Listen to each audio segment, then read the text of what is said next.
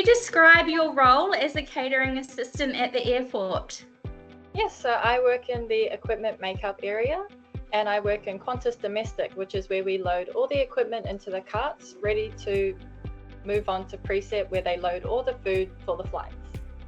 And what are some specific duties and responsibilities you have in your position? So my duties involve printing, making sure the carts get pushed down to flight assembly 3 hours before the flight goes out to ensure that everything is loaded correctly, and making sure that the carts have been loaded according to the labels.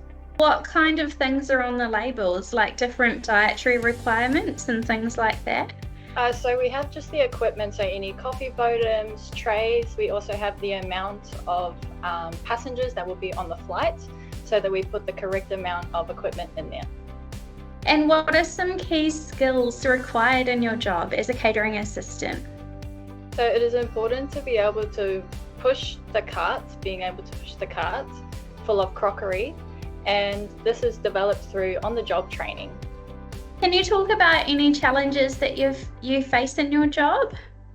So on the job, we do have rego changes, which is where the flights will change aircrafts due to maintenance or anything like that. And so we'll have to change the carts. We'll have to adjust it to make sure that there is the correct amount of carts for the aircraft and that it has the correct food and equipment. How does working in a high-paced environment like an airport influence your daily tasks? I actually really enjoy it, the high-paced environment. It's something that I have gotten very used to. So I don't think it really affects my daily tasks. And what do you enjoy most about the diploma? I enjoy learning new skills and developing new knowledge that I'll be able to take into the travel and tourism industry. Great. And do you have any advice for students who may be interested in doing the diploma of travel and tourism? Definitely do it. It's very, very good, very fun. What advice would you give students interested in working in a career or working in airport services?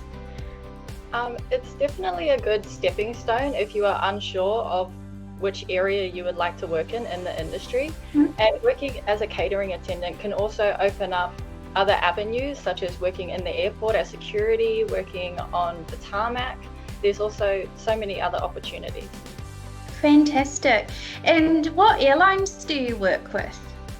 So we work with Jetstar and Qantas in my building, and then we have another building as well where they do Emirates, Hawaiian Airlines, Etihad, and there's so many more.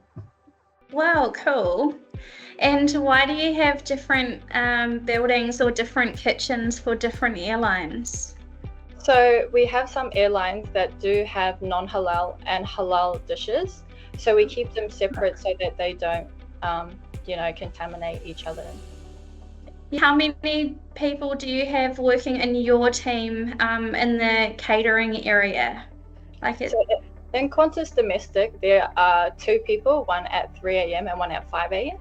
And then in our Qantas International area, we also have 2 people. And then we have another Qantas area, which is our silverware, and we have 2 people working in there as well. What kind of shifts, what kind of hours would you typically do in a week? Like, how does the roster work for somebody working as a catering assistant? So for me as a permanent, I'll do Friday to Sunday 5 a.m, 5 to 1 p.m. And then Monday, Tuesday, I'll do 3 a.m. to 11. Yeah, wow. So you've got plenty of time for your studies then and to catch up on tutorials. Yeah. Are you a morning person? Yes, I'm very much a morning person. I don't really enjoy getting out of bed for the 3 a.m. start, but as soon as I'm up, I have so much energy.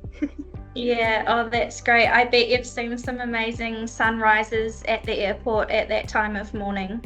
Yes, it's very beautiful at that time. Yeah. Yeah.